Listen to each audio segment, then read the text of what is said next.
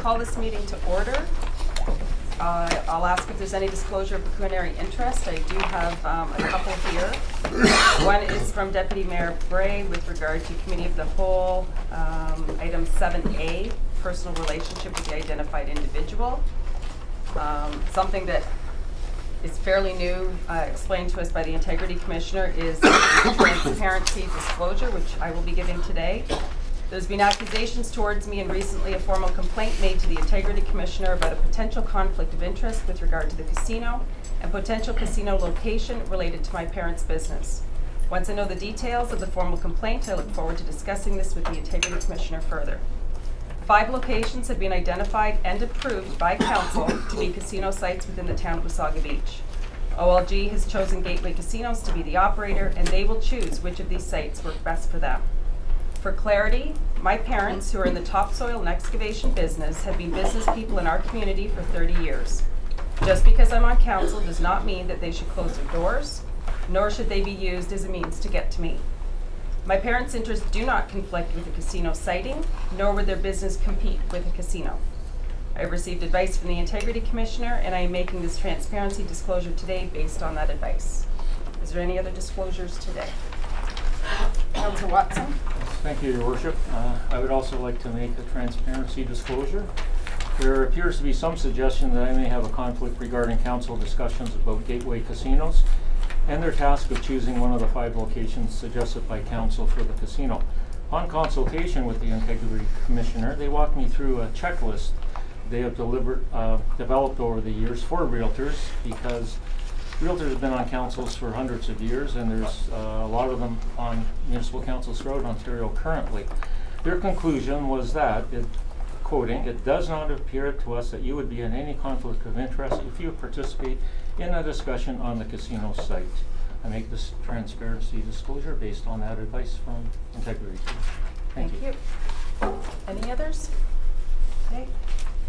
We are looking at changing the order of today's meeting to deal with the in-camera first. So I have a motion moved by Councillor Wells, seconded by Councillor Kinney. Okay. Be it resolved that Committee of the Whole suspend the rules of procedure to allow item 7, closed session, and item 8, reports from closed session, to be held prior to item number 3. We'll call for the vote. Councillor Belanger? In favor. Deputy Mayor Bray? In favor. Councillor Kinney? In favor. Councillor Watson? In favor. Councillor Wells? In favor. Mayor Byfolchi? In favor. The vote is 6 in favor and 0 opposed. The motion is carried. So we will go in closed session. We're dealing first. Yeah, we're going to do that item first. Okay, and then we'll call you back in.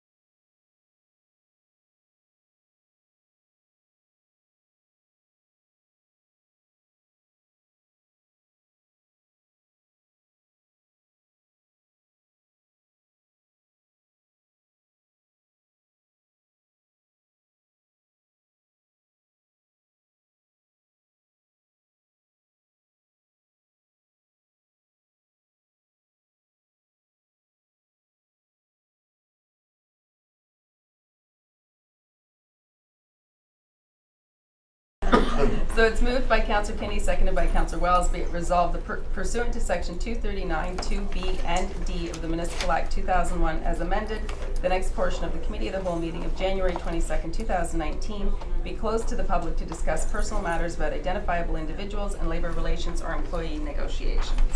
We'll call for the vote. Councillor Belanger? In favor. Deputy Mayor Bray? In favor? Councillor Kinney? In favor. Councillor Watson? In favor. Councillor Wells? Favor. Mayor Byfolchi? In favor? The vote is 6 in favor and 0 opposed. The motion is carried. Now we will move into closed session.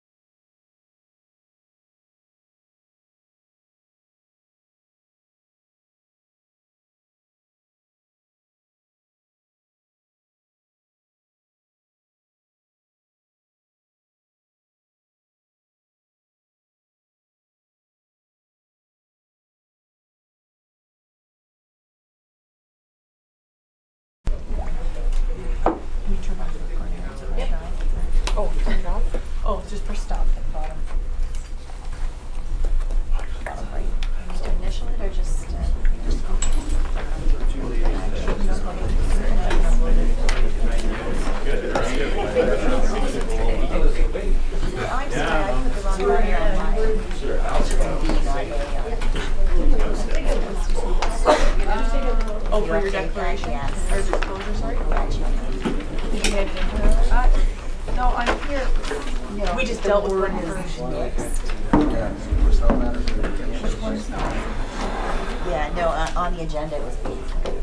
Yeah. Like I clearly identified it as B, but it didn't make sense when we were talking through. It sounded like it should have been A, but it was B. Oh, we dealt with it first.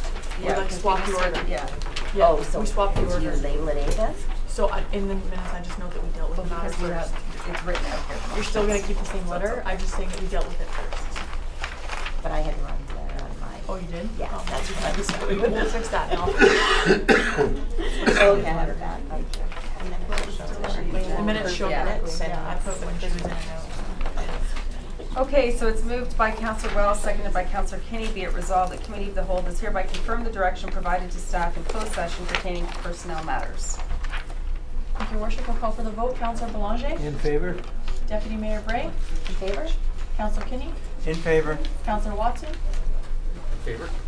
Councillor Wells? In favor. Mayor Byfolchi? In favor? The vote is 6 in favor and 0 opposed. The motion is carried. I apologize, Councillor. I didn't see you not at the end of the table. Visible. Is the personnel matters. Moved by Councillor Kinney, seconded by Councillor Watson. Be it resolved that Committee of the Whole does hereby confirm the direction provided to staff in closed session pertaining to labor relations. We'll call for the vote. Councillor Belanger? In favor? Deputy Mayor Bray? In favor? This is the one that you have the conflict. Oh, right. Oh, for one part. So can I vote on 7A and not 7B? No, this is the, You did. it's not conflict. So you voted on the first one, Right. and it's 7B. Oh, okay. Yeah, so Alright. Yeah. Okay, so then I will not be voting. Okay. Councillor Kinney? In favor. Councillor Watson? In favor. Councillor Wells? In favor. Mayor Byfolchi? In favor? The vote is 5 in favor and 0 opposed. The motion is carried. Thank you. Next, we will do deputations. Director of Finance, Jocelyn, I will pass it over to you. Thank you, Mayor Byfolchi. So this afternoon, we're going to review a couple of items related to the draft 1 budget for 2019. And we'll begin with the staff report, and I'll go through some of the information items that were requested that have been attached to the staff report. So if you want to turn to page 1 there, as I go through them. Back on December the 18th when we met, we dropped. Sorry, are you putting something up here? I will be eventually. Okay. I'm not quite ready to do that yet. I'll do it now. Okay.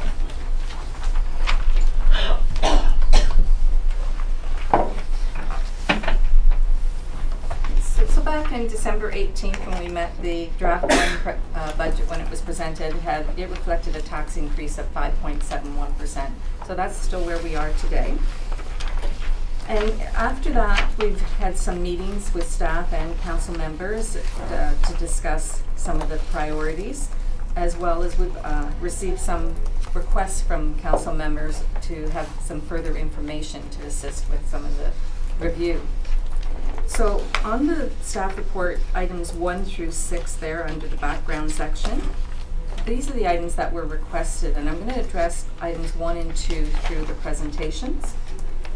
And so I'll start here now verbally with item number 3. And this is a consolidated summary of the advertising account. And you received 2 appendixes, Appendix A and Appendix 1, and they are just the same information presented 2 different ways. We did receive an additional inquiry about this this report with regards to the Beach Booster vendor, because on the report it shows $758 under Appendix A1. You see there it's $758, and that seemed rather low, was the inquiry. And we recognize that the request was presented as an allocation of all of the expenses that were charged to the advertising account. However, there were other invoices that came from this vendor that were charged to other expense accounts. It takes more time for us to be able to extract that information and present it in a format to council. However, we did just this one vendor, and have found that the amount that was spent in 2018 was $6,813. Are there any other questions about this particular schedule? No? Okay. Then we'll move on then to the next one is Appendix B. And this is a request about funds spent on the downtown management plan, what has been spent to date. And this one presents the information by the different type of expenditure from the years 2016 through 2018 when the account was established and we started to charge expenses to it. Just want to check my notes here for a second. We did receive another inquiry about whether certain activities were included in this report within these numbers. And specifically, it was asked the interim control bylaw legal fees and the OMB hearing costs for the old Coffee Time property at Main and Beck. Were they included? And the answer is there is approximately $22,000 of expenses incurred for legal fees that is not included in this report because they've been coded to other accounts. There was also an inquiry about costs for engineer soil testing for Main and Glenwood parking lot and whether or not they were included in this report.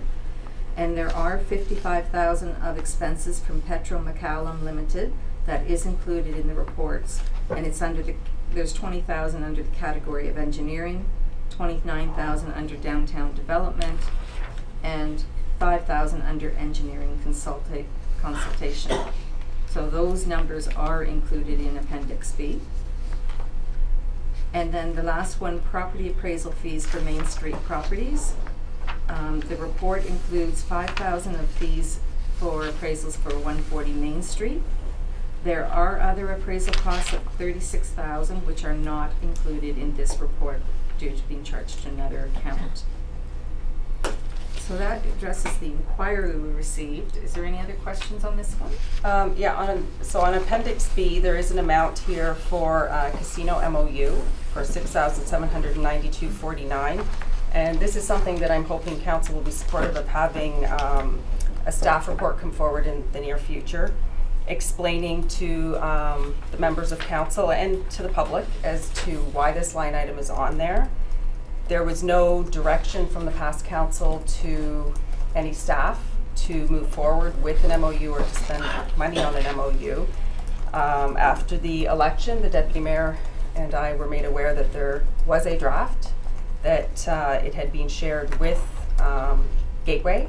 It was not circulated to council members, and it came with a hefty price tag for the residents living here. And I think the council needs to have a clear understanding as to what was being discussed, in particular with the property that it was dealing with, so that we have full knowledge moving forward. So I'm hoping that I, as the chair, I can't put forward a motion, but I'm hoping that someone else on the floor will. Sorry, no, that's okay. Your Worship, I would put forth the motion if somebody can craft it. So Councillor Watson and Deputy Mayor. Yeah, I Bray. would second that motion. Did you have anything to add on that? I mean, just having seen it, I do think it's something that the public needs to be, and certainly members of council need to be made aware of.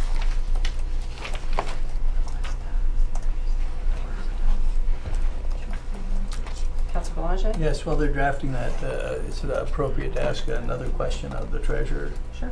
Just related to the downtown master plan for 2016, $280,198.96.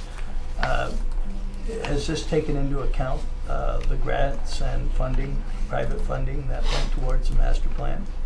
My understanding is the town only paid $25,000 worth of the entire master plan. I'd have to say through your worship, I'd have to get back to you on that. I don't have specific knowledge of those details. Okay, because it was $275,000 in government funding and another $70,000 from a private developer, is my understanding. Okay, is there any other questions? Councillor Wells, did you agree? I just wondered if I could drop back, Jocelyn. I'm sorry, I should have asked you this earlier. Some of the vendors with related to advertising costs. I don't want to get into specifics, but I note 3 of them on Appendix A1. And I guess they're transferred to Appendix 2, which is the summation. Are all 3 of those vendors for graphic design services, are they all local, i.e. business people within the town of Wasaga Beach? I couldn't say specifically that they're local, but I can get back to you with the answer to that one. Okay, I'm not sure if anyone else recognizes. I'd appreciate knowing whether they are all.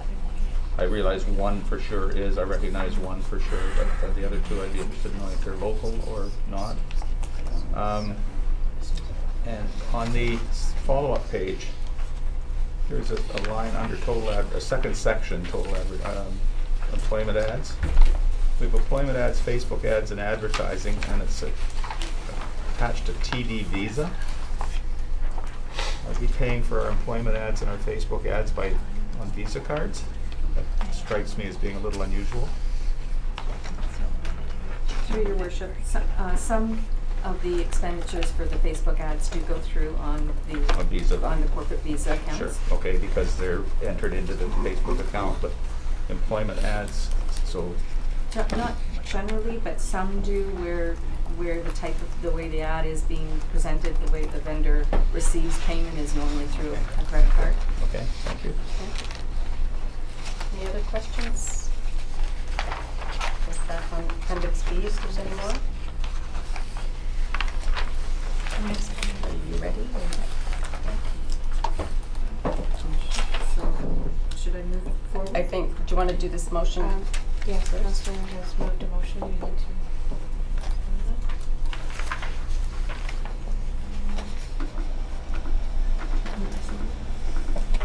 to. Move. Second.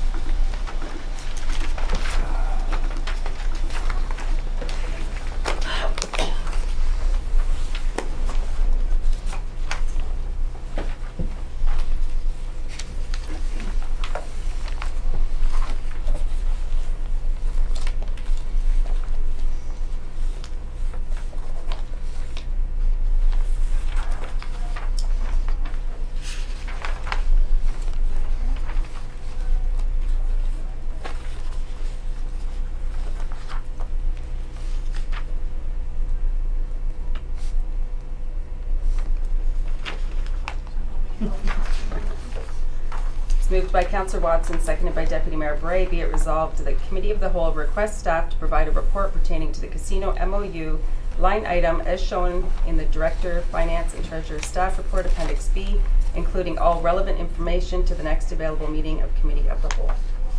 We'll call for the vote. Councillor Boulanger? In favor? Deputy Mayor Bray? In favor? Councillor Kinney? In favor. Councillor Watson? In favor? Councillor Wells? In favor. Mayor Byfolgi? In favor? The vote is 6 in favor and 0 opposed. Motion is carried.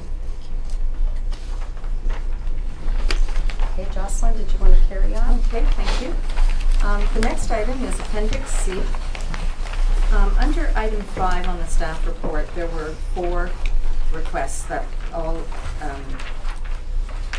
covered the period of 2014 to 2018. And the first one, A, is Appendix C, which is the amount of the reserves.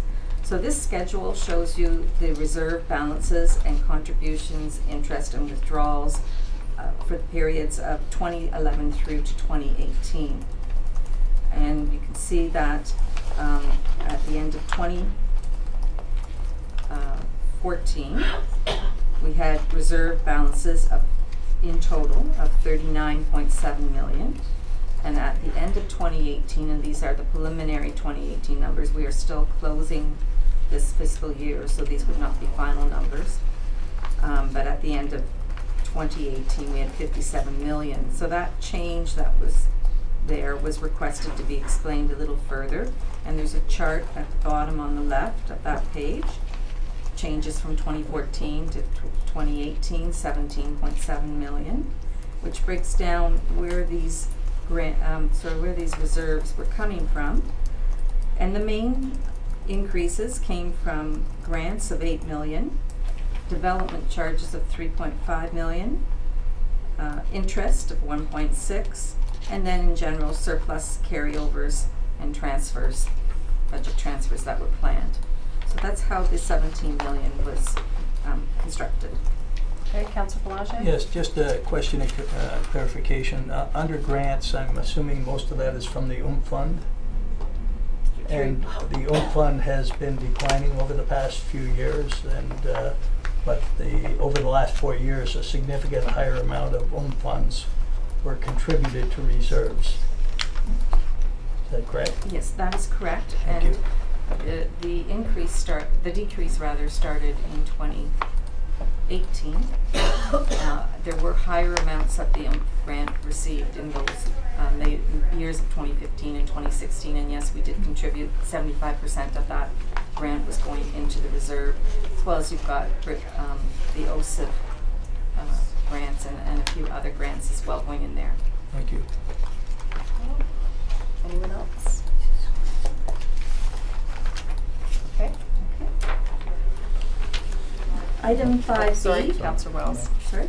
Councillor Wells. Dawson, I'm just trying to understand budget transfers negative $2,721,000. So that's coming from where to the reserves? Yes, those would just be planned draws through the budget transfers. If you net really the budget transfers in with the second line, that would probably be the better way to look at that. So roughly a $4 million. Yes, and it's mainly through either planned budget draws on the reserves or planned transfers to the reserves, surpluses that in deficits at the end of the year, carryovers to other projects that carry over from one year to the next. Okay, projects that weren't completed, for example, is that Yes. would be an example, projects that didn't get done and the money was transferred forward? Yes, so that's all within that netted $4 million number. Okay. Is that it, Councillor? Are you good with that, Councillor Wells? Yes, thank you. You're Sorry. good? Okay. All right, Jocelyn? The next item is 5B, which is Appendix D. And this one is related to debt. And what the schedule is showing is not only the debt from debentures, but debt arising from reserves that are in a negative position. Because the request was made to see what's the total debt that's been incurred from 2014 through 2018. You can see that debentures is the larger number at the top of the first line. The remaining lines on the report represent various reserves that are in a negative balance that have been borrowed from. Some of these are being reduced over time as the reserve is being paid back.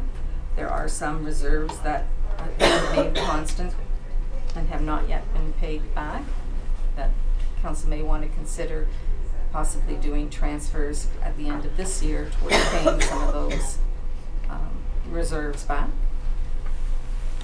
And the current total borrowed funding and debt funding at the end of 2018 is 21 million, and it was at the end of 2014 18.1 million. 8.1 million. Sorry, I added an extra 10 there. Plus 13. Yeah. Councillor Boulanger? Yes, thank you, Your Worship. Just an important part of clarification. Under debentures, the $14,470,000, my understanding is there's also an offsetting asset to the town. So in other words, most of that $14,470 was related to the purchase or acquisition of properties. And those properties today have a value. I haven't seen the appraisals, but I believe that that new asset to the community would offset the greatest majority of that $14.4 million. Yes, that is correct, through your worship. That's correct. There is an asset value of approximately 13.8 million on the books related to that debenture. Any other comments or questions? Just further to that comment, there's also 3 items that relate to the beachfront that add another $5 million in debt to the for the improvements and the rental properties in the Main Street market. So the cost isn't just the 14 that we're seeing; it's closer to 20.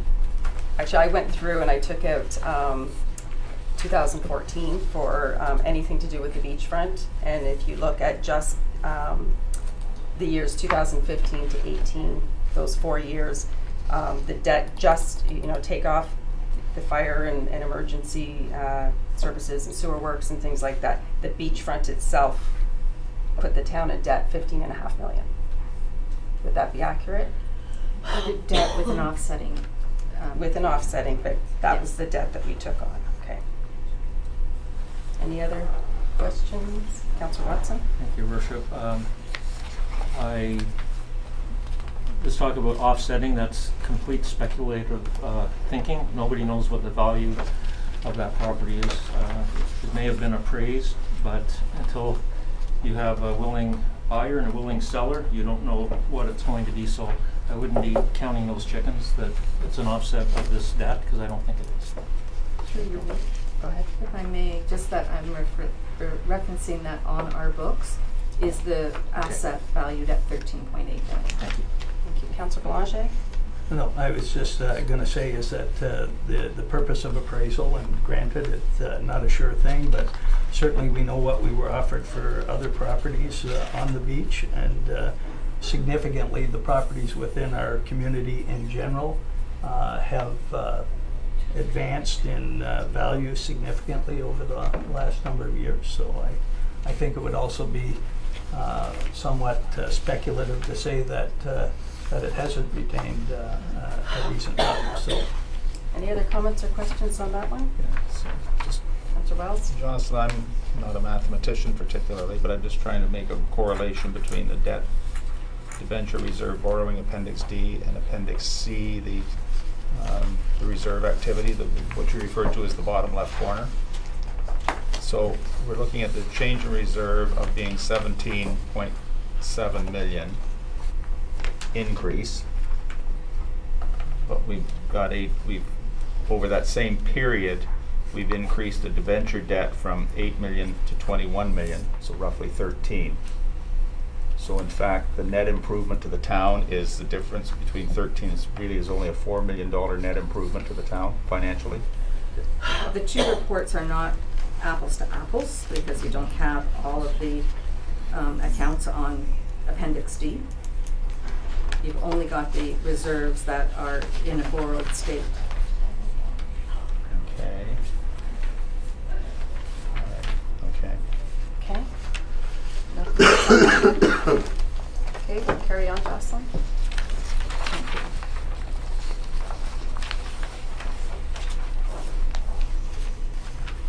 Okay, our next item is 5C, which is Appendixes E1 and E2, one of which we've already dealt with in closed session. And the second item is Appendix E2. And this schedule shows you the total change in the budgeted payroll from 2014 through to 2018. On the schedule, we were at 11.5 million in 2014. And at the end of 2018, we were at 14.5 million. And again, these are the budgeted figures.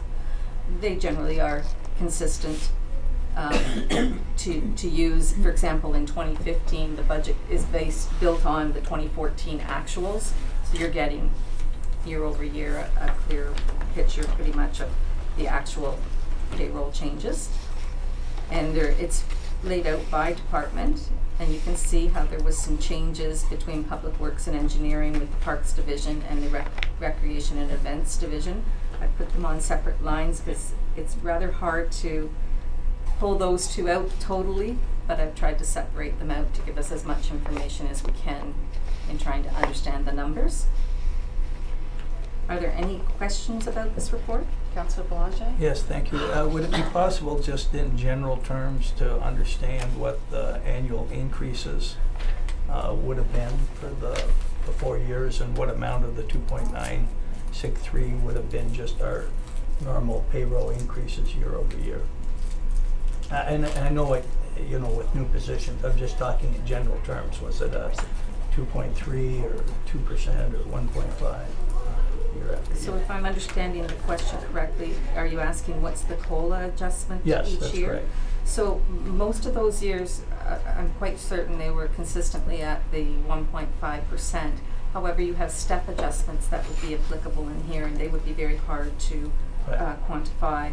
That would be in here. So this year-over-year change at the bottom, along with percentage change, represents your COLA, your step, and any changes in new positions. Okay, thank you. Anything else on that?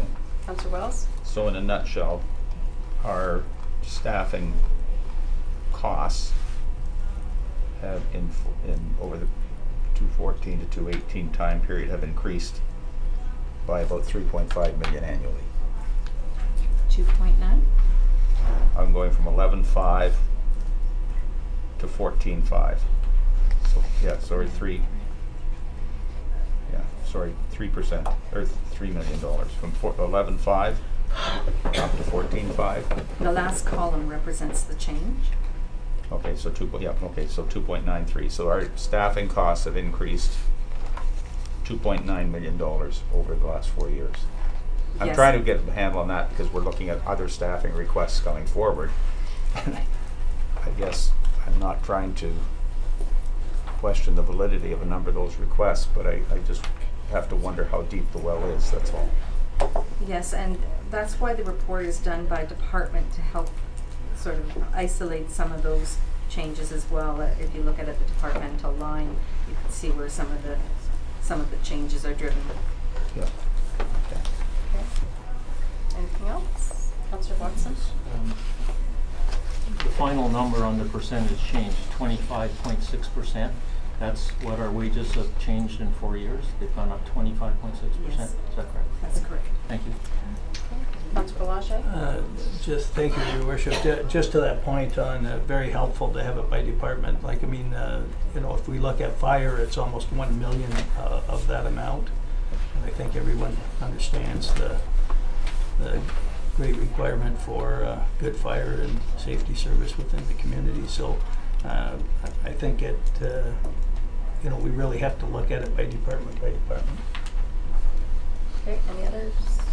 Okay. Thank you. The next item is 5D, and this is going to be a future report because we started to prepare the report same as the advertising where we went to the legal expense account. However, it wasn't capturing all of the legal expenses because some are coded to projects such as the downtown master plan or other projects that we've had. So We'll let Jocelyn finish. She's saying just first. not seeing the 5D. Oh, so yeah, okay. No, she just said 5D is on the front page, but it'll be a report coming in the future. Oh, okay. Yes, All right. sorry. Okay. Yep. So on the front page of the staff report, item 5D, Oh, I see. okay, thank that you. will be a future report, because now it does take staff quite a bit of time. It's not quick, run a report off the computer and it tells you what these numbers are. Unfortunately, we have to come at it a couple of different angles and prepare the information, and it involves going back sometimes through the vendor's files, invoice by invoice, reading what's on the invoice, finding out what it's about so that we can answer your questions. So it will take us a little longer to prepare that report. So that goes to my question, do we have the proper software? Do we need something different that can do these things when we need it? I would suggest that I would like to review whether or not functionality that I have seen in other softwares, whether it's available in this one. I have not looked for it through this system as of yet. Okay, thank you. Is there any questions from Jocelyn on that report that will be coming forward? Okay, corporate initiative account. Okay, this is Appendix F, and this was sort of not specifically requested, but an inquiry was made, so we brought forward this report to assist with an understanding of what types of expenses go through this account. And it shows you from the period of 2014 through 2018, the different amounts. So in 2014, $74,000 was put through the account, and at that time there were studies that the monies were being used for, and then through the years different projects have come forward. So we've tried to capture the information by the type of initiative or project that was done in those years to give you a sense of the expenditures that are associated with this budget account. Okay, questions? Oh, okay. So that concludes the review of the staff report section of the budget review. And I'd like to now move towards entering item number, I think we'll look at item number 2 first, which is the lease review. And I would like to ask Scott if he could come and join me up here because he has the best knowledge of our leases as well. I think we have the chart here for you, Scott.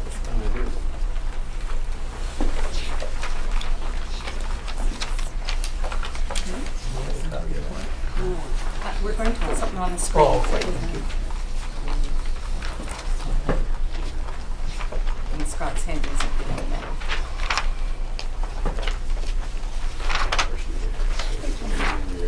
Yes.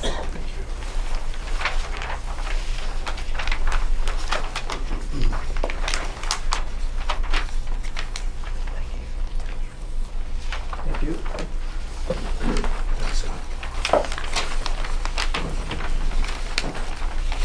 Just before we get too in depth, there's this report, but there's also another one that Jocelyn circulated earlier. That the intent is a brief overview, but we can go away and come back. Correct, George? Correct, yes. February 5th. It was a lot to kind of take in all in one day, so we don't want to get too deep into the lease information and things, but we can come up with our questions and ask it at the next meeting so that staff can come prepared with answers. Okay, so we started with this part of the request was that there was an understanding of all the leases that the town has for the commercial properties. That was what was requested of us. So Scott has put together a chart, and he can take you line by line through the leases, and I think that would give us the best overview. So I'll turn it to you. Welcome. Thank you, Your Worship, Council. So we've consolidated here a brief bit of information for you so you know where we're at with all of our commercial units and addresses down there.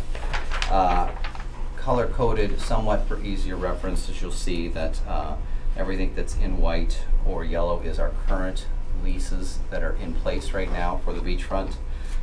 Blue are the number of places that are up for renewal and wanting to be renewed. And then red would be the ones that are vacant or are now being vacated. So you'll see at the bottom as well, I've made a consolidated number of for you, which is easy to look at down there, that the beachfront properties, Main Street market properties, and other beachfront properties. I'm showing places that currently have active leases, 15 that want to be renewed, 14 and 12 currently that are without, so vacant, okay? So if you want to start at the top, I don't know, I can spend quick time going through this with it, but so at the top, we'll just start with the first line just to give you a flavor for it. It just shows that the address in question, of course, that one being 31 Beach Drive Unit A, the tenant that was in there, which was Joysticks Arcade, their total square footage, when the lease that they had for that started, the term, of course, that it was for, and of course that one is up for renewal and wanting to be renewed, the amount that we're looking to forecast for that particular address, and therefore its cost per square footage. I won't bore you with the details on going through every single one of those, I don't think, but I think I'll touch on some of them if you don't mind on it. South Beach Bananas and Chow Pete's on there. You see where they're still in current active leases. They are either going to be in their last or second last year of those. Burger King is without one right now. They're renewed. That's one that I expect to have renewed shortly on here and on paper. My next three, of course, which are all in that same building, and I'm going from the most northerly side of Beach Drive as we work down, of course, towards 3rd Street with these addresses. That's how this sheet's displayed. Are currently without tenant in them. Breeze Bag is one that is about to probably change as far as business application is in there. Perfect Image, the next unit, I've spoken to him recently as well, is excited to go out getting renewed in that particular address. One of our new leases that will be new for this year, was signed at the end of last year, Runners, will be in Unit J under a new 5-year lease. Splash, the larger, one of our older buildings down at the beachfront, is in their 3rd year of a 5-year lease. Moving to the Dard building, so the first unit under the Dard patio, which was the Rock, has finished his lease, and we are now in the process of finding a new tenant for that address. Rebel Beach, which is in its 3rd year of a 5-year lease. Shore Store's 2nd of a 5-year lease. The Dardanella is now entering into the 3rd year of its 5-year lease. We'll go up and around into the back property of the Dard. We refer to it as 50 Mosley, but it's in the parking lot of the Dard. That one is now vacant, and we are looking for a new tenant in that building. Funnel Tunnel on 1st Street, so it's 14 1st Street, Unit 1. Funnel Tunnel's been there for a long time. They're currently in a 2nd year of a 4-year lease. The unit, which is a mirror size look beside it, is currently vacant. Down beside the splash pad, where Tim Hortons, that is, Chow Burger would be our first tenant there. They are now in the last year of their 5-year lease. Tim Hortons and Beaver Tails are in 2 and 4 respectively. A brand new tenant to us coming this summer called Color Sky, which will be in that end unit beside Beaver Tails. It will be in a new 5-year lease starting this summer. And then we jump across 2nd Street between 2nd and 3rd, 115 Beach Drive. Those 6 units in that building, including the 7th, which are all the same address, are all currently vacant. So those are all our beachfront buildings. So you see this, we've got this blocked into 3. That's our first category of all our beachfront buildings. The 2nd and 3rd, of course, are our Main Street vendors.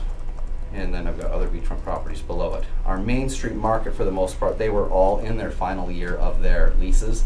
All of the ones that are in blue, of course, are willing and hopefully ready to come back and sign on with us on what we've discussed as a 1-in-1, 1-year lease with a 1-year option.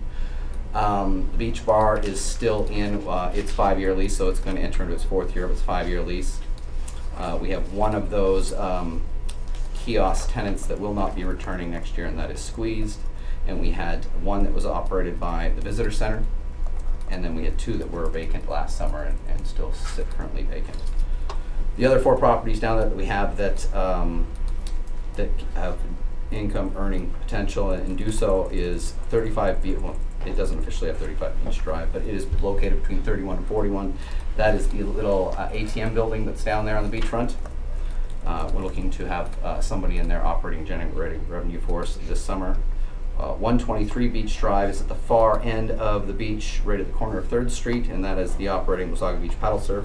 They've just finished their 3-year, and he's hoping to renew with us as well for this coming summer.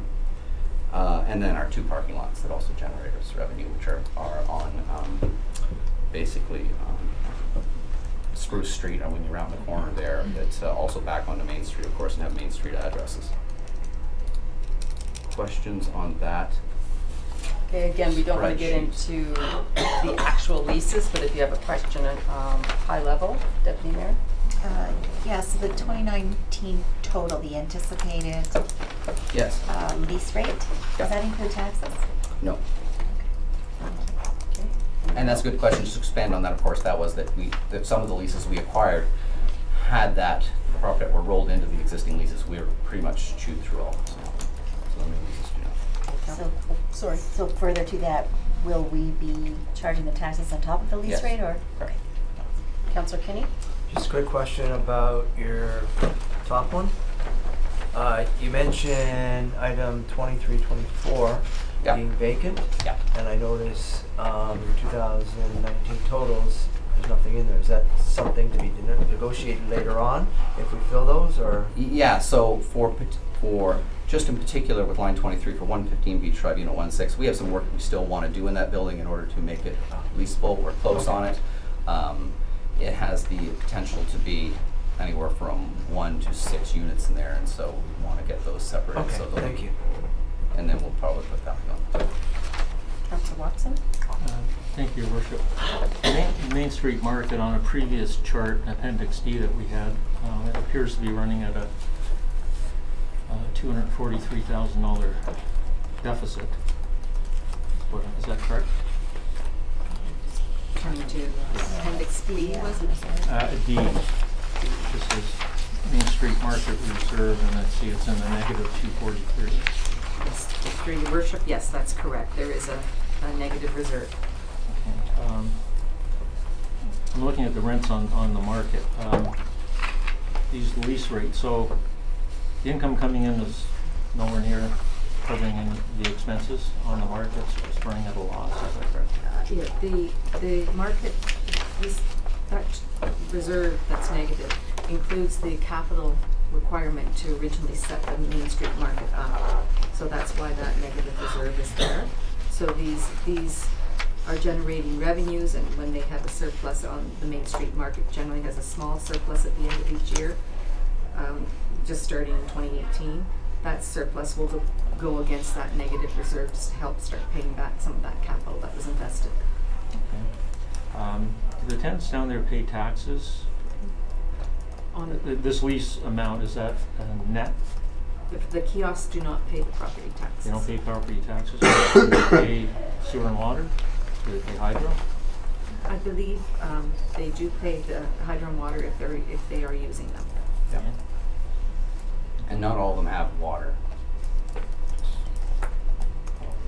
They all have hydro and pay their hydro. Okay, thank you. Councillor Wells? Yeah, I think you answered it, Scott. I just want to be sure. At one point in time, the leases, I'm looking at the buildings more so than anything else. There was a mixture of some were paying tax on top, some were not. That's some right. were paying hydro on top, some were not. That's right. Now I realize the hydro is an issue because they're not all, in all cases, they're not separately metered. So I understand or same for water probably, they're not all separately metered. But overall, did I hear you say that we've managed to get these leases in a consistent manner such that they're all plus tax, plus water, plus sewer in some Yeah, form? going forward, as they all expire and they all renew or leave and a new person is signed up, they're now put on a new program where, that's right, everything is out. Okay. We have a And base how- lease annual rent, and then on top of that will come their property tax bill, their water, their sewer, their hydro, their gas, whatever amenities are available at that particular unit they're leasing. And if they're not individually metered, how are we dealing with collecting water, sewer, and electrical if there's not Well, enough? not all of them have water and sewer first to Okay. start with, right? So some of them are almost used exclusively as retail because they don't have those amenities available. But for all of the ones that do, and hydro in particular everybody has, is that we have gone to our great lengths of separately and independently metering. And that's how we Okay, all right, good. So we can say that they are all pretty much standardized now. really close. The only one left is the last year of the Chow leases, and they're in their 5th year of the final. And one of those, and I've changed the numbers to reflect it so they're unified on this sheet, still has his property taxes in it because that's the way that was originally listed. But on the paperwork you have here today, I've already backed that out just so you can reflect that, so it's a better comparison, so it's not unfair. Okay, One and just last- on, I just think Juliana might have had something to add to that. Just to add, the units and the kiosks and some of the other units do have monitoring devices for hydro, so we can actually separate that because one unit might have a lot of hydro consumption versus another guy that doesn't use it at all. So we are have those in place right now, and we utilize them to help decipher from the bill that we get from the Thank you. safe distribution. Thanks, Juliana. And just one last question. Any of the renewals, I'm just making an assumption, but any of the renewals that are coming forward, they're all, what's the phrase? In good standing with the town? All outstanding accounts are paid before we renew? Sure, I'll comment on that. So almost all of the accounts are paid except for their last hydro bills that's just gone out recently. They still would owe for that. We do have one tenant that's just finishing a payment plan, and they are on track with finishing that. So once that is completed, then yes, starting with this season, everybody is paid and up to date and in good standing. So can I assume we don't turn over the keys unless it's all in good standing? I believe the key's already in the For the ones I'm that just are using the phrase. I know they have the keys already. Yeah. Are we, okay, So occupancy then. your better question is when it comes Are time we to providing sign and occupancy? extend. Yeah, they will all be in good standing. Okay. On May 24th, when they're open, they need to be paid in full. Is that what you're looking Yep. for? On May 1st. Or May 1st, I'm Whatever. thinking the long weekend. Yeah, That seems to before be when it occupancy. happens. So. Okay, any other questions on this? It's very helpful. Yeah, Yeah, nice that's laid out. a great way to have it laid out. Yeah. Thanks so much for that. Okay.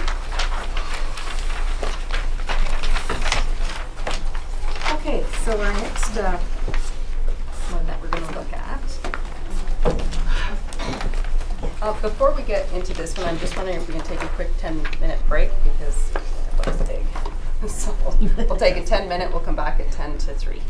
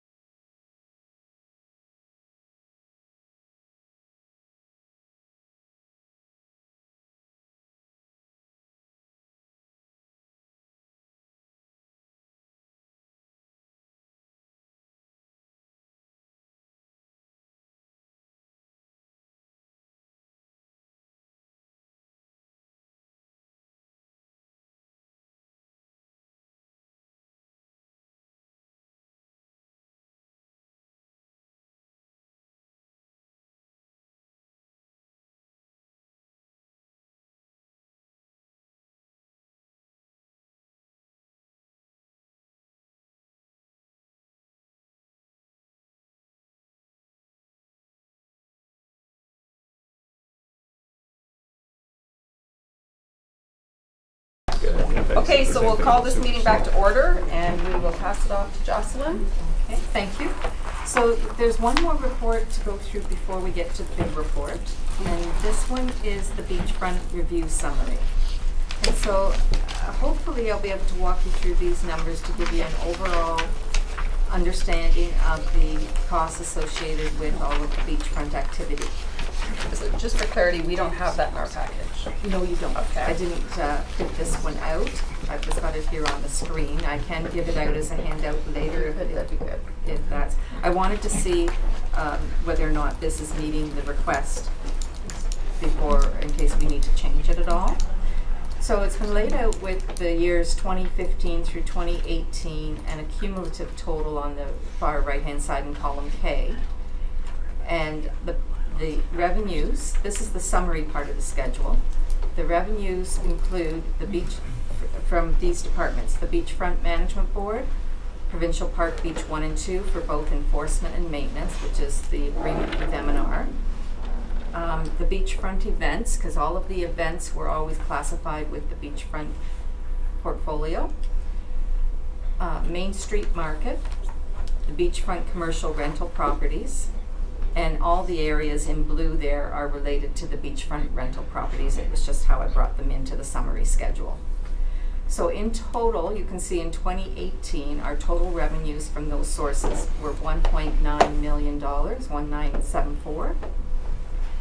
And in 2015, you can see the actual purchase of the beachfront there. That's the loan proceeds coming through of $13.8 million.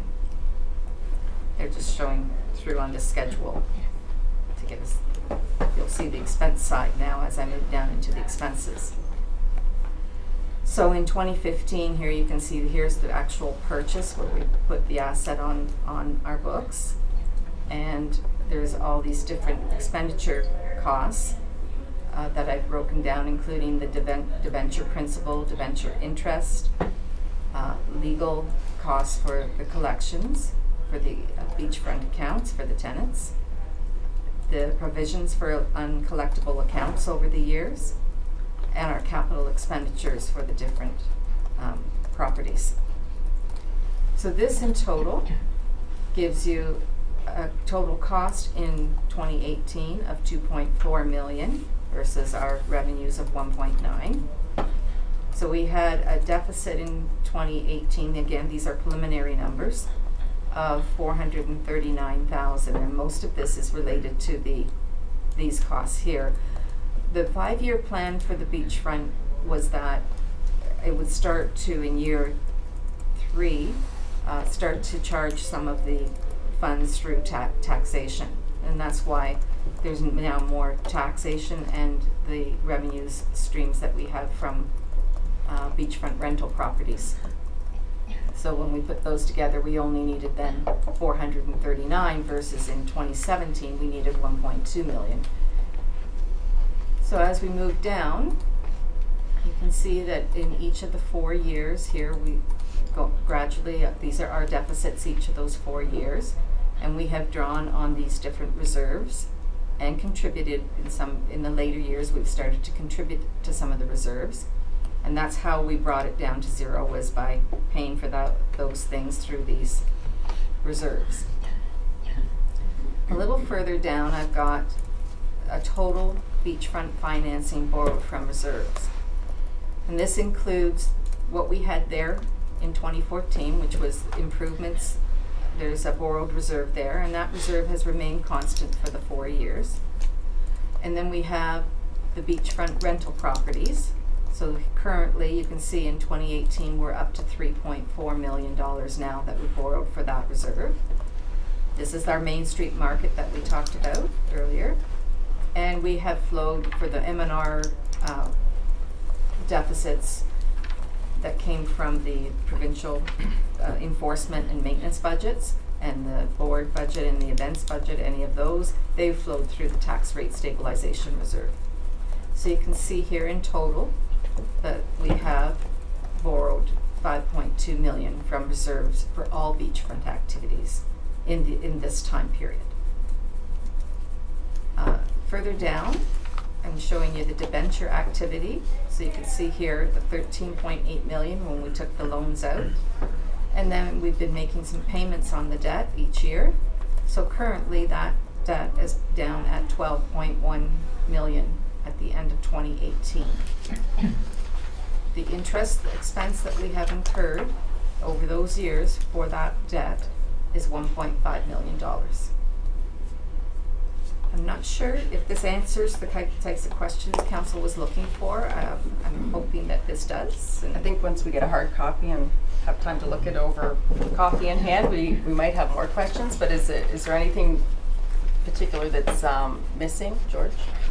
Thank you, Your Worship. Just if you, excuse me, Jocelyn, if you could just elaborate, I think I really lost my voice now. Elaborate on the sources of revenue for the 2018, where are those revenue amounts coming from? Excuse me. Okay. The $7,000, this was part of the budget for 2018, so we had from taxation. We had planned to raise the $7,000 for that department.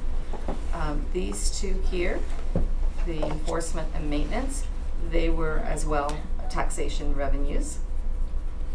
In beachfront events, there was some revenues associated with the events. I'd have to go to beachfront events to see specifically what this one is.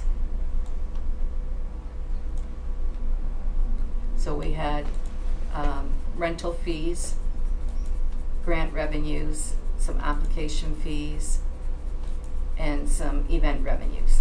And then we had taxation revenues. So that was the total 419 of revenues for in the summary for beachfront events.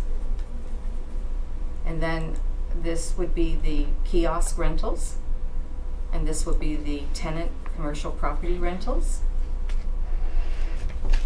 And then we had for taxation, we had planned to pay for some of the debenture costs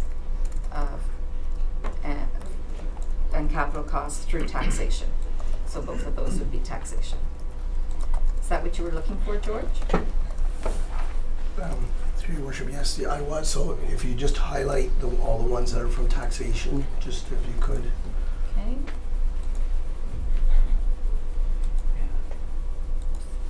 Sorry, just give me a second here.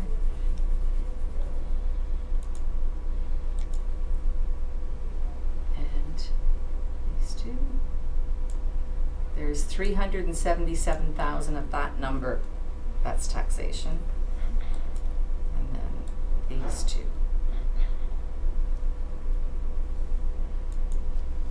So those numbers plus another 377,000.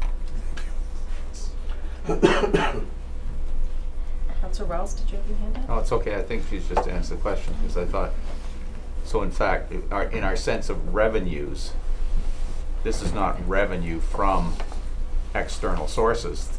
This is, again, my phrase, left pocket, right pocket. This is revenue from the taxpayer coming out of the left pocket and going to the right pocket. Okay. Councillor Boulanger? Yes, thank you, Your Worship. A few clarifications. Prior to separating some of the costs to the Beach Management Board related to events and everything else, those events were still being conducted and were costed in other departments of the town historically? I would say yes, they have been, but I think there are some new events in that. Correct. And then in addition, it's great to look at everything as an expense, but if I recall, the year prior to us incurring some of the costs to take control of the beachfront, we had a situation where all of our bars were closed down at the end of July. They stayed vacant for an entire month of a busy summer. And we'd be remiss if we didn't think there was some significant economic impact spin-off related to these investments. Our tourist visitation is up. We know that from the numbers from M&R parking. Certainly many of the buildings were at a state where they couldn't be rented. The buildings today are maintained at a much higher standard. certainly the overall aesthetics of our beachfront, everyone would agree, is significantly better than what it was 4 years ago. It was actually quite an embarrassment. Not that it's fantastic today, but I think it's important to have these conversations as well, because a lot of things we do as a municipality are not all costs. Some are investments in our future, and I think that's important to have those conversations. And I guess it's our role to make sure that we are carefully weighing those and how much we're making our taxpayers pay Absolutely. for it. So, okay, any other questions of Jocelyn on this, or anything that was missing that you were hoping to see in that document? And you'll circulate that to us too? I was just going to circulate this one summary page, unless you wanted the individual pages for each one. Did you want them all? Sure. Yeah. Okay. All right. We're gonna have to buy one file cabinet, might as well buy two. Sorry, Councillor Watson. Worship, I wouldn't mind getting a snapshot at a later meeting of, just take 2018 as an example, what the revenue was and what the expense was for that beachfront, and if we ran at a loss or a profit, taking in debt repayment, all those expenses, what would be the net profit or loss from that year to operate these beachfront properties? So that's what this schedule is here, one of the schedules that I would be attaching with the package. This is just the beachfront rental properties. So it will show you and answer that question for you. Okay, what is that answer? Is that down further? There's a minus 3 million something? That's the reserve. That's the rental reserve the beachfront rental property reserve activity. So it's at a balance of 3.4 million right now. And in 2018, I just need to look at this for a moment. We covered 500,000 was covered through transfers from reserve in the 2018 year. So that's the loss? It's the amount that we had to cover there through the reserves because we didn't have sufficient. Because I guess in a nutshell, I'm looking at what percentage point based on our budget is it cost? Is it? It's changing each year, so you have to look. It does, but pick a year. What percentage are we having to raise to subsidize? Which I'm seeing there's a lot of red ink on there. Should be done in red actually, but to what it's costing the taxpayer, if it is, or if we're making money on it. I think the point is, even if it comes from reserves, Yeah. some of us see that as the taxpayers' Yes. money. Yes. So I'm looking at the number 3.4. We purchased in 2015. That reserve is in the hole. That's $3.4 million. So to me, that's what it's cost us Yes. since it's purchased. That's correct. So it's a loss of 3.4. And I know that there's a value on the land, but as a business running that, you're in the whole $3.4 million. That's correct. Okay. Councillor Belanger. Again, thank you, Your Worship. Again, there is an economic benefit beyond what we see here. That visitation and the health of local businesses that depend on this, whether it be the restaurants up Main Street or all over town, accommodation, we'd be remiss to say that there is no other benefit that has been derived from this investment. I know that's hard to measure, but I think anyone would agree that it exists. And to say it doesn't exist is... I don't think anybody's saying that it doesn't Right. exist. I think we're looking at 3.4 million and saying, is that right that the taxpayers are funding something? Deputy Mayor? I think I was just further to Councillor Belanger's comment. You've said it a couple of times. I don't think repeating it makes it any more true or untrue. Whether it is a benefit or not, we're discussing that now. I think the bigger question for this table is it fair to all taxpayers? And that's what we need to think about at this table. We're not having that discussion today because we have another whole document to get through. Okay, So, I'll hold that. so if there's any more questions on this, Jocelyn will be circulating it to us, and then we can move on to this other one.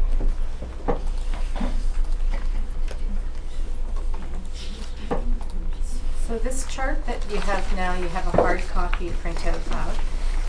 This is intended to try and capture for you all of the major changes that were added to the 2019 draft 1 budget to try and give you a sense of being able to look at the different initiatives and evaluate them. The current tax rate that we have impacted under draft 1 is the 5.71%.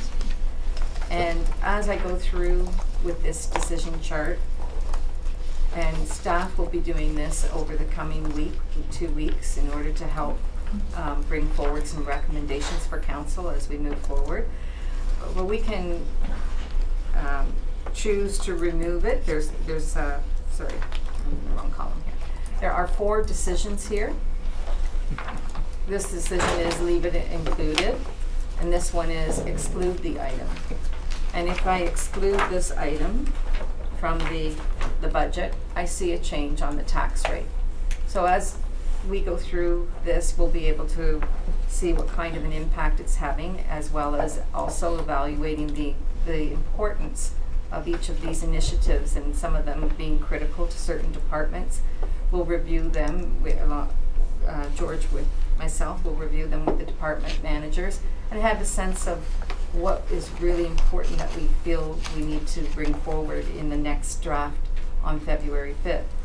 As well, we're hoping that this chart will provide council with the opportunity to come forward on the 5th and give us some more information as to what their directions are, or have further dialogue about what these initiatives are and why they are critically important if they are. Yeah, I think that, so for today, Jocelyn's going to kind of run through them again, higher level. But what we'd like is council members to take this away, review it. If you have questions, go to staff, ask them. To staff who's in the room, and I'm sure George can pass the message on, and I'm going to use as an example, for council to sit here and just start whipping things off, it can have impacts on other projects. So number 38 speaks to the municipal class environmental assessment for the downtown master plan. So that is something that, there's a note here, about removing it, but if that was to be removed, by not taking that step, it could impact us down the road developing at the beachfront, because it's something that we need to have that information. We've put it on pause for the moment, but if it's just pulled out of here, that can set us back in other ways. So that's why it's important to have staff's input, and that they're very open with us when we look to remove something, that we're not harming something else. Fair enough? Okay. Oh, George? Thank you, Your Worship. Just if I may, just for that guidance of council, if you look in the first 2 pages up to 17, number 17, that's staffing changes, up to number 17 on page 2. And then all the others are new initiatives. So these is a summary. There's a total of 58 on these sheets, and these are basically the major changes being proposed in the 2019 budget. So, and they drive that, at this point in time, 5.71. So when you're going through it, it kind of gives you a summary of the major changes that are in the budget. And I think because we did have a discussion already earlier about some staffing and things like that, I don't know how in-depth we need to get with each of those. I was just going to ask whether you even wanted me to go through it, because we had gone through these through presentations and through your budget binders. All of these items are there in one form or another, and I wasn't sure if it was a good use of time to go through this or just leave it with you to review. Yeah, unless there's a specific question to something that somebody's noticing now. Councillor Boulanger? Yes, thank you, Bishop. Just maybe to Kevin Lalonde on a lot of the public works development, where it says other funding sources, are those in some cases no in grants, but is there any projects where we anticipate there could be grants that are not yet confirmed? I'm looking to the treasurer first. I don't think we put them in the budget if it's not a kind of a for sure thing. Yeah, most of the time in the budget it's quite, we're quite confident. For example, we have our federal gas tax grants, we have our OSIF funding, we know what's eligible. for the Main Street Bridge for OSIP funding. We have most of those fundings that we are using there under the other funding sources. We are confident that they are available to us. Okay, but would other funding include from reserves as well as from grants? Yes, it would include any source other than taxation. Okay. So it could be from development charges, it could be, and I think that's a piece that some of us may want to know where those funding sources are coming from. Could I suggest that when you're looking through this document, if you have that question, I would recommend that you go to the budget binder and go to the detail sheets. That's where you're going to see how much is the revenue that's associated. The presentation may also cover it, but I think the detail tab in your binders 1 through 10 that you have, if you go to the departments that this project falls under, that's where you'll really see what were we pulling in terms of grants, DCs, and anything else. Thank you. All right, any other questions of Jocelyn? Councillor Wells? Is it possible, Jocelyn, without going detail by detail, to simply at some point create a column that says taxation impact is 5.71%. Requests are this much, and that money is going to come from, and I'm not going item by item, but just a summary of it is so much from taxation, so much from reserves, so much from DC, so much from grants, just a one line summary. Yes. That would be the summation of this entire chart. The only thing that I'm hesitant as I answer that question is this chart is not including things like COLA and STEP. That's not reflected here. So if you're looking for a number that's going to balance back in total, you're not going to get it from this chart because you don't have every single thing in this chart. Okay. I still think it would, for me personally, I think it would be helpful for me to say, rather than trying to read the message and say, okay, that's reserves or that's something, if I just had a line, one single line, 5.71% equates to, it's made up of this, this, this, and this, as a summary. I don't need it broken down item by item. So I will create a chart for you then. But you're trying to balance to the dollar amount that supports the 5.71, is that correct? Yes. Okay. Yeah. Okay. All right, any other questions of Jocelyn? Okay. So George, the intent, sorry? The intent is February 5th. We would have further discussion on this, correct? That's the intent. So members of council, your worship could take this away. If you have any questions, as was mentioned, refer to your budget binders, also to the treasurer or to the particular department where the project is established. I wrote on the top of mine that 1% equals $212,000. So that when I'm thinking in terms of percentages, that's kind of a guide. Can I just confirm that number with my binder? Oh, sorry. I went by memory and I think I better. Jocelyn might be, she's going to give us a precise number. 12, 64.40.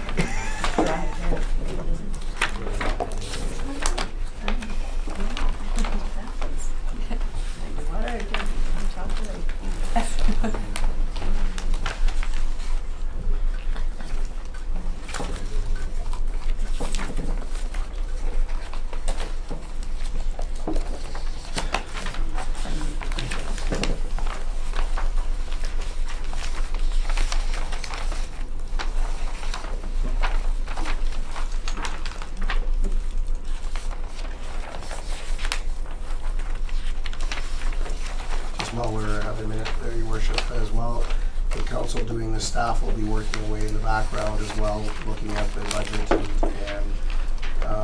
identifying whatever changes have come up through the council budget, council's priority setting exercise, and then discussions that will be happening in February as we move along, and there'll be further adjustments to the budget.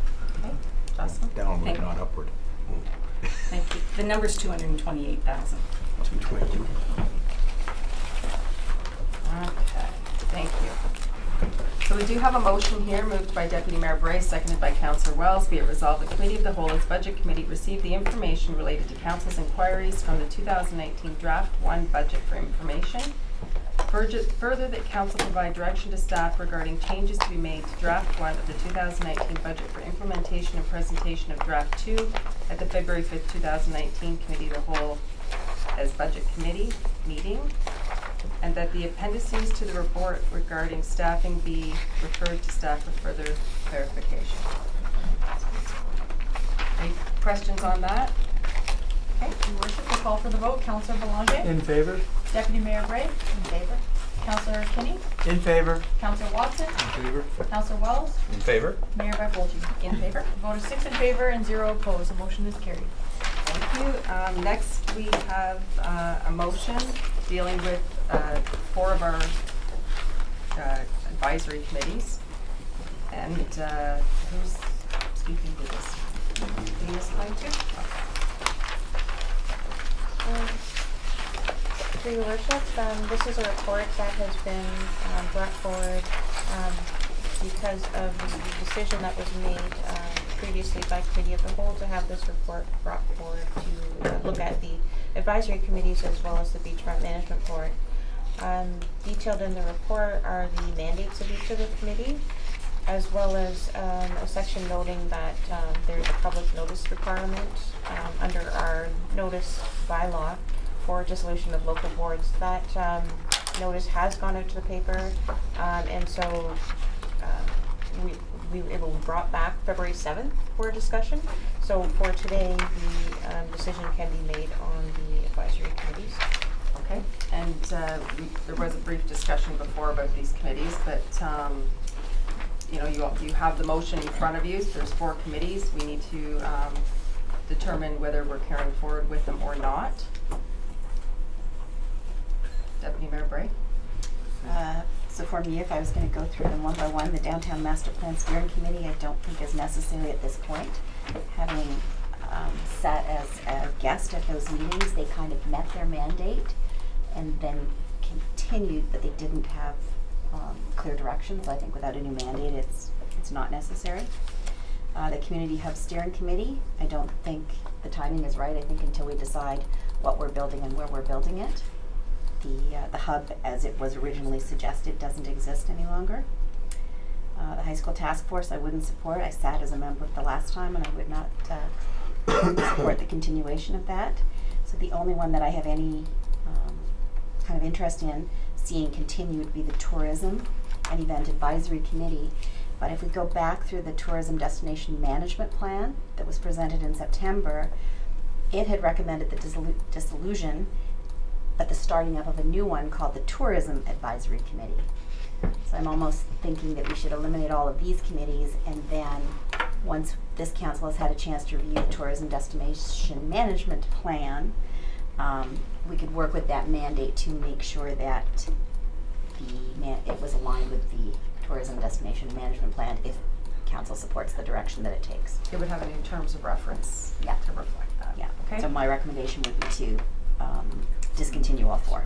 Okay, well, I'll go to Councillor Wells next, since it's both of your names on this motion. So, Yeah, I see the various mandates that are contained in these as belonging at the council table, whether it's Committee of the Whole or in the case of you know, one or more of them being a subcommittee of the Committee of the Whole, but with all members involved, right? Not, you know, whether we want to do it that way or just make it as Committee of the Whole. But I see them all belonging at Committee of the Whole, and then feeding from there to council with all these staffing reports coming to Committee of the Whole with respect to them. The one that is I see some potential for, but I appreciate Deputy Mayor Bray's comment about referencing it back to the master plan. There was a master plan, but I think there's a place for the Tourism and Events Advisory Committee, but I've gone through the current terms of reference. I don't know whether we want to get into it here or not, but I have some comments or issues around the terms of reference that I think need to be modified or adjusted to be more reflective of an advisory committee, much the same as all of our other advisory committees, the Healthy Communities Network, the Age Friendly Committee, all of the other advisory committees. I think this one, there are some, at least the way it's articulated, I see as having a different layer attached to it, and I would like to see it brought into line with the concept of advisory. So I guess it would be, for me, eliminate all four and then come back and review the Tourism Event Advisory Committee as under a new mandate, or accept it, but on the understanding that I'm doing so subject to some revisions to the mandate. Okay, anyone else? Councillor Belanger? Yes, thank you, Your Worship. First of all, I agree with Deputy Mayor Bray related to the Tourism Advisory Committee. I think it goes along with our strategic destination plan that we've been working on, and it would be certainly a change of not just reference, but I think the plan was to have stakeholders as opposed to residents related to our tourist industry. The Community Hub Steering Committee, when we were first asked, I certainly have chaired that committee. I certainly agree that a lot of these decisions need to come in front of council, which they do, but there's a lot of stakeholders that want to have a strong voice in the Community Hub, and they are quite passionate, as we have seen. And I think to have them in front of all of council in a regular meeting is not the best format. I believe that an advisory committee has a role to play in the Community Hub. The downtown master plan, I'm not sure. I think that you know, certainly we had some expertise there, but I could certainly support that. For the time being, we put a stop and relook at as we go forward.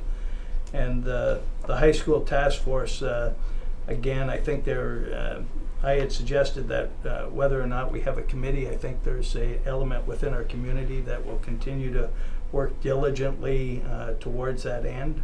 I think it's actually I believe almost a crime that our community doesn't have a high school already, personally. But. Okay, anyone else? Councillor Kenny? Your Worship, I'm looking at all four of these committees.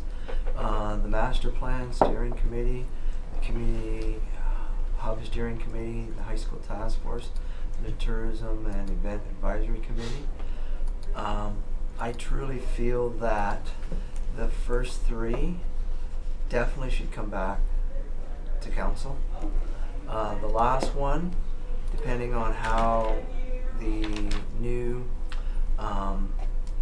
master plan for tourism rolls out, I know there's a caveat, as Deputy Mayor did mention, and I find that because of the importance of tourism to our community, something that we should lapse with the onset of changes in the Chamber of Commerce and what they do. So if we are looking at molding that, what we've got now, that advisory board, into something that comes out in the master plan, I'd like to see at least that tourism advisory committee hanging on until we determine what that was, so that we don't miss the beat there. That's my only thoughts. Okay, Councillor Watson? Thank you, Worship. I will accept the recommendation that all four committees be retired immediately. Okay, thank you. And I would agree. I think I agree that we need something in the tourism, but I think it's almost better to start fresh once we know what this other tourism plan is. Am I allowed to do one by one, just to show of hands to get it on here? So so basically, if you support canceling these committees, I just ask that you raise your hand, and we can do one-on-one or one at a time. So the Downtown Master Plan Steering Committee, if you want it canceled. Okay. Community Hub Steering Committee. High School Task Force. and the Tourism and Events Advisory Committee. So, I was going to go farther, but I don't have to. So the motion now would read, it's moved by Councillor Wells, seconded by Deputy Mayor Bray. Be it resolved that Committee of the Whole receive the committee review report for discussion, and that the Committee of Whole recommends to Council that certain committees referenced in this report be retired immediately based on the direction at this meeting: Downtown Master Plan Steering Committee, Community Hub Steering Committee, High School Task Force, Tourism and Event Advisory Committee, and further that Committee recommends to Council that the Beachfront Management Board status be considered at the appropriate meeting following the required notice provisions being satisfied, and that matters pertaining to the beachfront area proceed to the general government section of coordinated committee should Council dissolve the board. Did you have anything further to add, Dina? No, you're good. Okay. Thank you, Your Worship. We'll call for the vote. Councillor Belanger? Sorry, are we doing, refresh my memory on the motion. Sorry, I was thinking about the last. So we took a vote. show of hands regarding the 4 committees, and at this point, the recommendation would support all of them being cancelled. Okay, well, I didn't support all of them being cancelled, so I will be a nay. Deputy Mayor Bray? In favor? Councillor Kinney? Nay. Councillor Watson? In favor?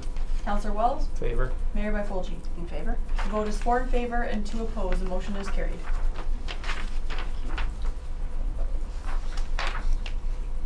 Items for future meetings we don't have. We've already done our closed session, so we are adjourned.